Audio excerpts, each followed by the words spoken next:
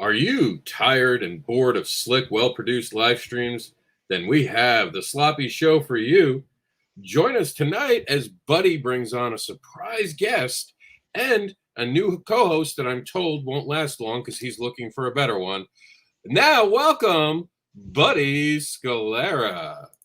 Thank you so much, Rob Anderson. I love your introductions. They're awesome. And welcome you, my friend, back to Comic Book School. I hope you are coming every Tuesday to talk about the craft and business of making comics. And this is going to be a fast and loose show. I promise to get you in and out in 30 minutes, fill your brain with some awesome information about what we're doing at New York Comic Con, unveil a graphic novel that looks great, tastes great, and smells great.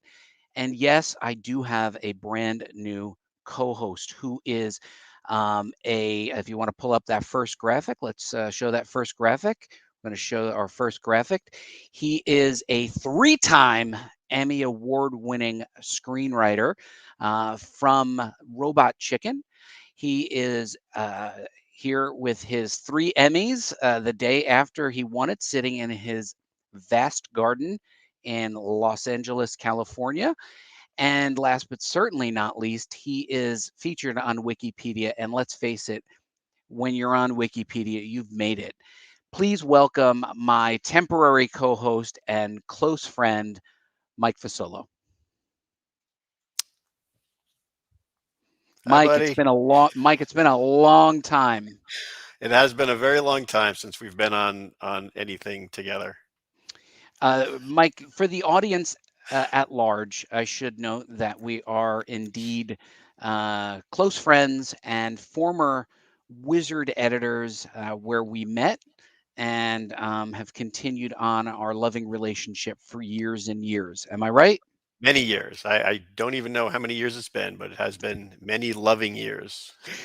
We also worked on a television show called Comics Vision, which you might see some clips on this channel if you subscribe to the Comic Book School channel, where I asked Mike to join me just to be a temporary host until I found somebody better. And you lasted how many years, Mike?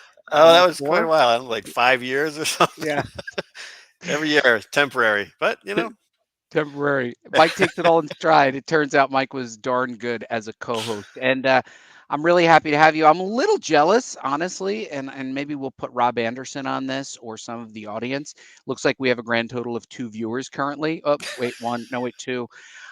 We have viewers and a comic book school community. Maybe they can get me and the comic book school on Wikipedia. What do you think? Do you think we can do that at some point? I think you could probably get yourself on there if you want. Does it cost money? Do I have to pay I anything? think Because I don't want to I pay anything. I think you just type and put it in. Well, I am actually very impressed. When I did look, I was impressed. It's a nice photo of you, and there's a lot of interesting history there. I think I kind of wish you had written that thing because I forget who wrote it, but it wasn't me, and I want it to be better. well, I will tell you this is a great photo of That you. I is a have to good say picture. this is a heck of a photo of you. Um, in what was this, the third Emmy win? What did you win for, Mike? That was for one of our Christmas specials. I think that was 3 years ago, something like that, Yeah, and it looked or like from maybe. your IMDb, how many nominations? 12 Oh, we have nomination, 3 wins. we have 12 nominations. I don't even know how many Don't speak nominations. don't They speak in the we, Mike. Just take credit for everything. Sorry, me. It's all me. But yeah, there's 12 nominations and 3 wins or something like that. I was hoping to win this year, but we didn't. Well, I will tell you why Mike is now the temporary co-host until I find somebody better. Mike is actually a successful screenwriter, knows comic books extremely well, and we worked together on Wizard Online. He was an editor at Wizard and was also at Wizard Online. So if you subscribe to our Wizard World online on AOL and on the web and our newsletter, Mike was part of that. So he's deeply entrenched in the comic book industry. And I think it's going to be fun to have you on, Mike. I think it'll be fun. It'll be like the old days, old times. Just like the old days. And I tell you, just like the old times on Comics Vision, Comic Book School has guests. And our first guest tonight, Mike, is his name is Koren Shadmi. He is the writer and artist of an upcoming graphic novel. It looks great. I did not get it in time to read it. Not the fault of the publicist. The publicist scrambled to get Koren on the show. I am grateful to Superfan Promotions and Hanna for getting Koren on. Koren Shadmi, welcome to our show. Hi, thanks for having me. Koren, where does this show find you? Where are you calling in from? I'm calling from Ridgewood, Queens. Ridgewood, Queens. Wow. And you would describe yourself as a writer-artist?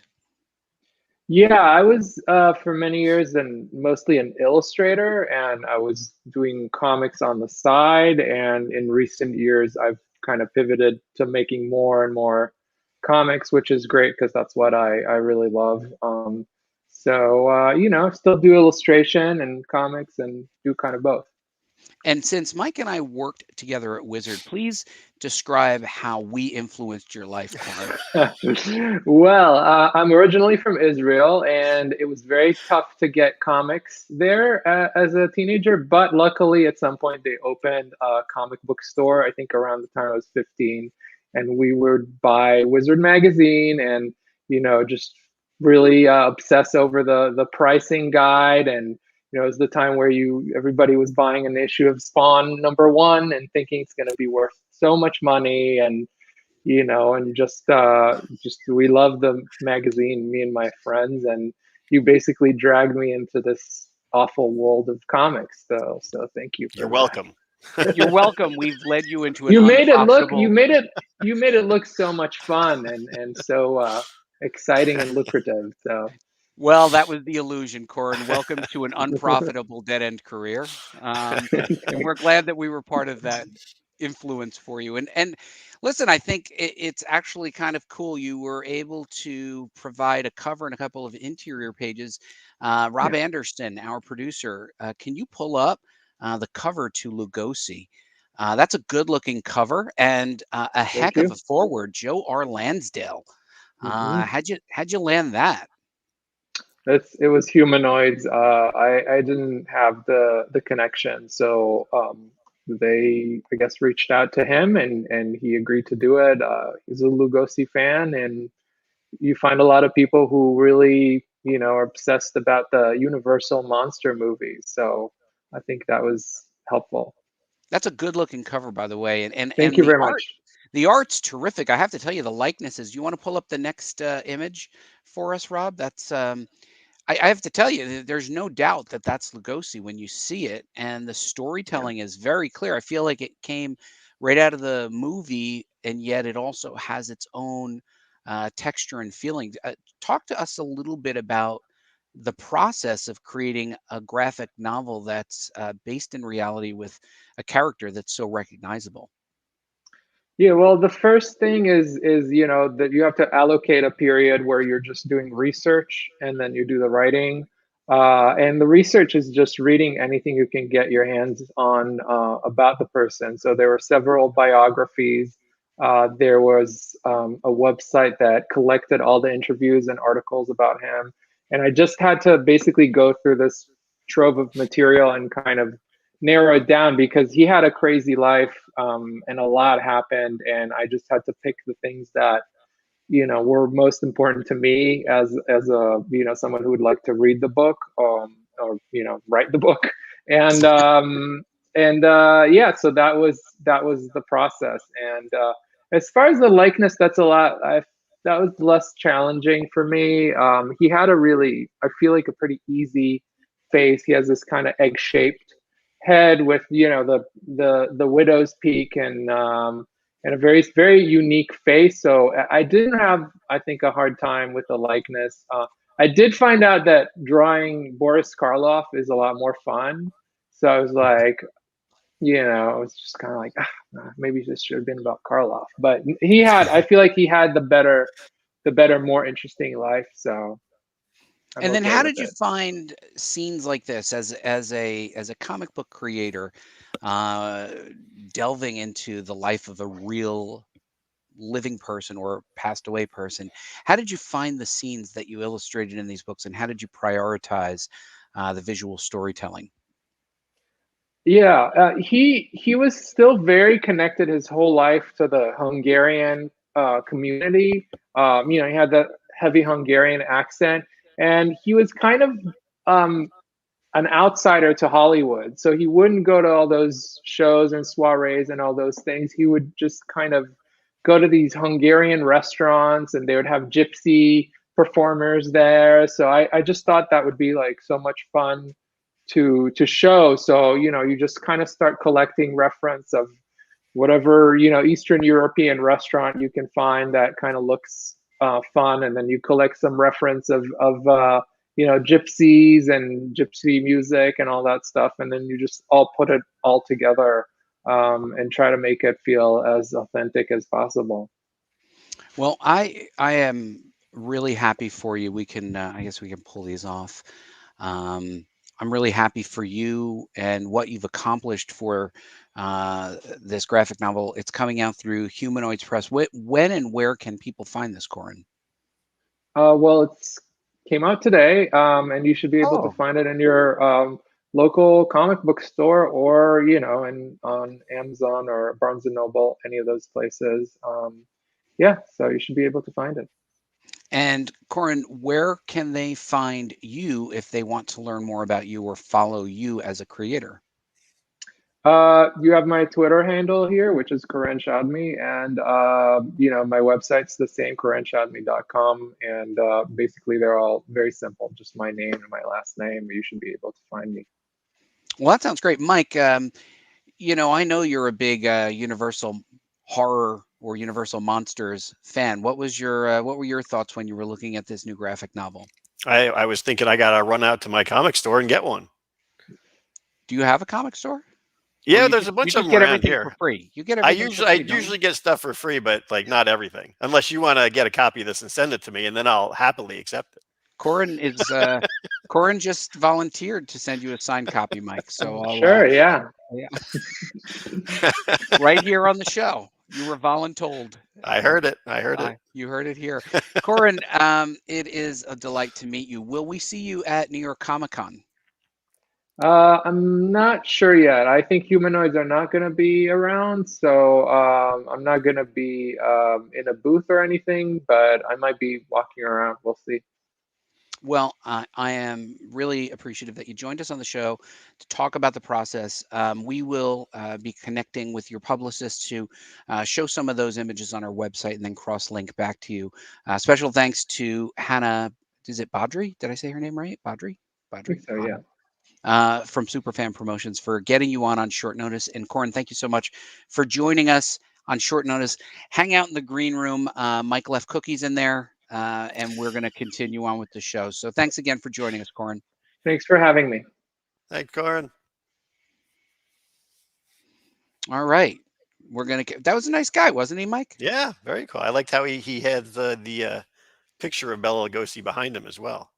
Yeah, I felt like the strength of that graphic novel will be in his ability to carry that likeness through. And from the pages I was able to see, it looks like he's able to carry that all the way through. And I'm looking forward to the narrative. I like the way he let it breathe, and the bits that I had a chance to read, the dialogue felt very natural. And I think he's going to have a hit on his hands. Yeah, because I would actually like to see what Bela Lugosi's life was like, because that's all anybody knows. He's just Dracula. Blah. And what's smart is that there is a big cult around the Universal monsters and around the cult of personality around Lugosi. I think he has some built-in sales, and if he can continue to get the word out there, I think he'll find an audience. And I would imagine that he can. He even said maybe he's already working on his next one because he was. Who's this one that he said he liked the likeness of? Wolfman. What was it? Wolfman? Boris Karloff. Were you on the show with me at the time? Wolfman, Swamp Thing. I don't know. All right. So, Mike, we are going to New York Comic Con. The Comic Book School gang will be there. And I think it's high time to give them some tips for how to have an effective show. What do you think? I think it's great because people love tips. Yeah, and since you don't prepare for the show, all of these will be a surprise to you. Am I right? These will be absolutely the first time I've seen these. Yes. So I've prepared 6 tips. Tip number 1: look professional. I think, Mike, the first mistake that many aspiring creators make is that they don't look polished and neat. You can express yourself visually. Be in, you can be dressed, you can wear a tie, you can wear all black, but ultimately I think you have to control your image. You can't look sloppy, you can't have food hanging off the front of your shirt. You should brush your teeth and shower, and Just for this. well, listen, I think one of the key things is professionals have to carry themselves as if this is a job, Mhm. and if you want to be taken seriously and looked at as a potential working pro, it will help for you to polish your appearance and look professional. Now, So, are you talking like suit and tie or just look nice? no, I think, comics is a very informal business. We wear jeans, we wear shirts, but it should look neat and purposeful. You should, the shirt should be clean, and you should practice your appearance. I mean, at the end of the day, you want to look like Mhm. somebody who is prepared to work. And unfortunately, people will judge you on your visual appearance as well, and that's just natural. I see some people in the audience. Hello, MC Safety. Hello. And I see Vince.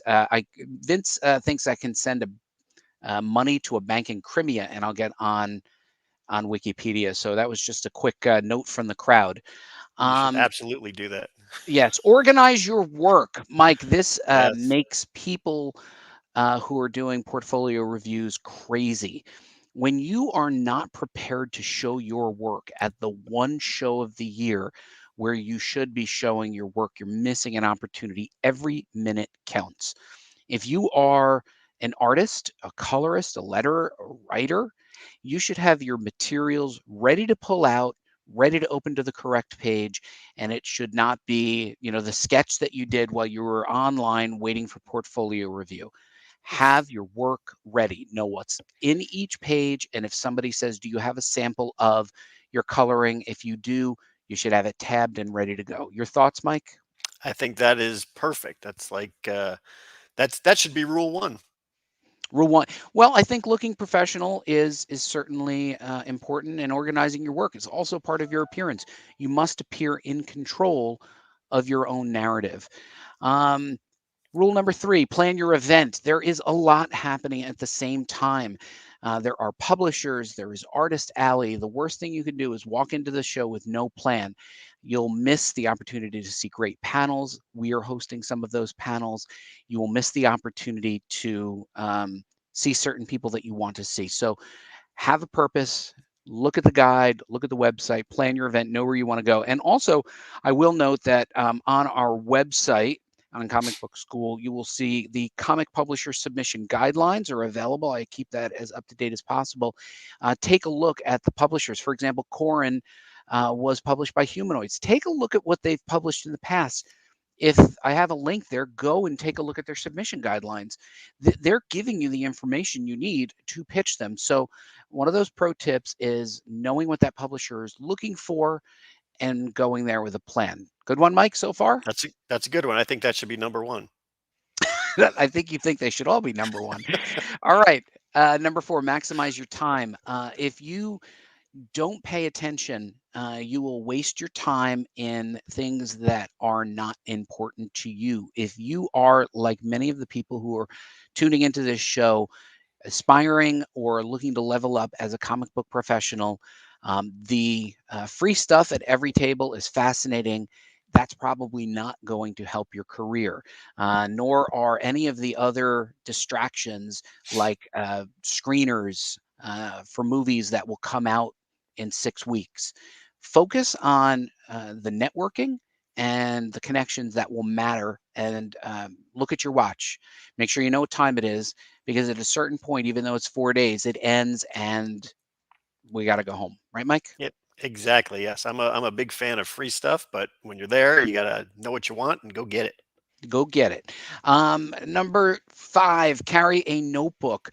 You will not remember what the editor told you that they want to see. You will not remember a lot of things. I take a photograph of every business card that I receive, and I carry a notebook and remind myself with notes of what my conversation was and what that person wanted. That's just professionalism, right, Mike? You got to have a notebook with you. That's is fantastic because I would never even think to do that. But you're organized, bud, and I'm not. So that's a good Yeah, tip. it is a good tip, and It should be number you one. know, yeah. I carry one of these. I'll show you real quick here. I carry one of these. This is just an example. I carry one of these pocket-sized field notes notebooks. I have quite a few of them. And what I do is I take one to each event. They're pretty cheap. You get a notebook and you carry it with you at the event. And that's your memory. If you have a business card, you slot it right in there, take a picture of it, but ultimately carry that notebook to remember what you want to accomplish. And then last but not least, Mike, follow-up skills are woeful in this business. When you are having a conversation or doing creator connection, and you've been to my creator connections, I believe, when we were in Los Angeles, the simple fact is you have a limited amount of time to follow up with people. You must have a follow-up plan. If somebody gives you their business card, that is an invitation to follow up. If you don't follow up within about a week, at the top 2 weeks, you can forget it. That lead has gone cold. Absolutely. You have to, if as long as they're giving you their connections and they want to hear from you, then follow up and say, hey, just checking in, just wanted to say hi, remind you who I was, and let's get discussing something, because they will forget about you because they're meeting 10,000 other people that day. Right, and it's an opportunity. If you went there and you made a connection with somebody, you are a leg up to somebody who didn't go to the event and didn't meet those people. But if you don't utilize that benefit, you've lost it. Speaking of benefit and somebody who knows how to follow up, I see Russ Wooten in the audience right now.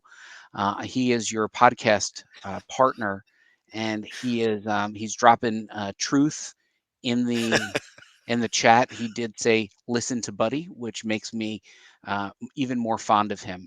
It's hard to think I could be more fond of Russ, but I There am you more are. fond of Russ at this very moment. Now, Rob, I need to share my screen, so I'm going to try and share my screen. Give me 1 minute. I'm going to open a Chrome tab as I look around for. Okay, I am now sharing my screen. This is the Comic Book School, Mike. This is the website that's part of our community. I did just update this 2 days ago. This is a complete listing of the Comic Book School educational panels. We have one on each day. Day 1, building a relationship with editors and publishers. Special shout out to Rob Andersin. That was his idea. We'll have Lisa Hawkins, Joe Illidge, and Darren Sanchez. You can see their bios and a link directly.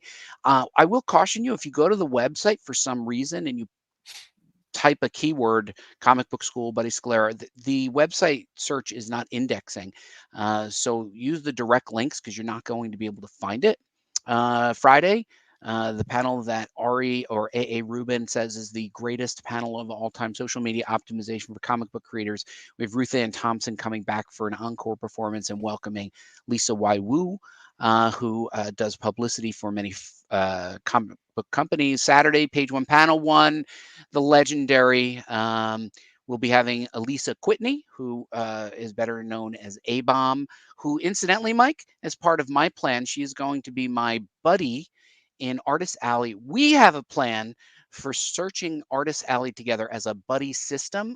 So Elisa Quitney and I will be walking together, talking to artists and editors and publishers, and also just being, friendly people about town. She's a famous Vertigo writer and editor.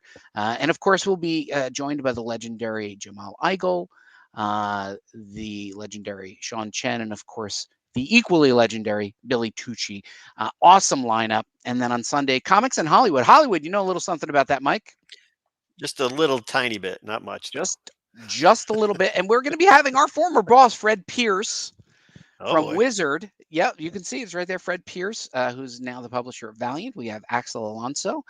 Thanks to Lisa Waiwu for scheduling Axel, and Lee Kramer from Aftershock Comics, one of the co-founders there and the president of TV and Film. And of course, one of the partners for Mike Martz, who runs the editorial for all the books there.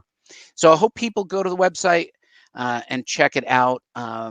Looks like a great lineup, doesn't it, Mike? You did a good job, bud. I take all full credit. I don't give anybody any credit.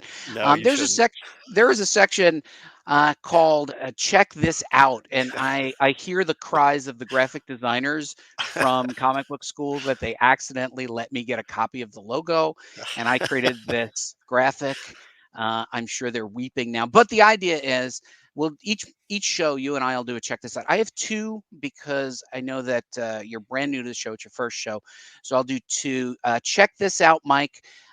Page one, Creator Connections Panel 1. That was our last year award-winning anthology. And you are seeing for the first time the follow-up anthology, 144 pages of comics and flash fiction built entirely by the Comic Book School community editors, and they will be showcasing this book digitally, but will also be available in print at our Artist Alley table at New York Comic Con. Crazy times, Mike. Crazy times. Am I right? Awesome. That is Awesome. fantastic. I can't wait to see it.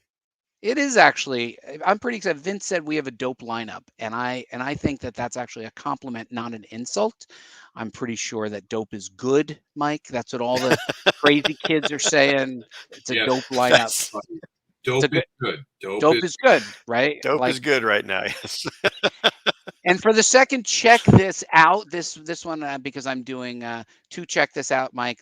Right after this, in 2 minutes, people who are on this webcast, we will leave this webcast and you will be able to go to Get in Tune with Michael Gracia and see some of our editors from the Comic Book School Anthology, where they talk about what they produced. And Rob will provide the Twitter link, but you could just do a quick search on any of those channels, take a quick look at those. And that's it, Mike. That's the end of the show.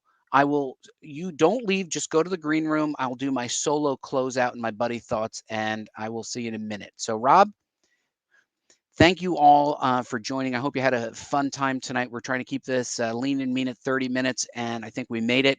I will see you at New York Comic Con in 2 weeks. Join me next Tuesday, where we give you an update on the panels that we are planning, where you can find us in our Artist Alley, and be sure to subscribe and like this channel and tell your friends about it, because it wouldn't be any fun for me to do this all by myself. Anyway, thanks so much for joining. Thanks to our producer, Rob Andersin. Thanks for Mike Fasolo for joining, for Koren Shadmi for joining us. And I will see you in the comics. Bye-bye, everybody. We'll see you next week. Same buddy channel, same buddy time. To make Tuesdays a day for you and buddy.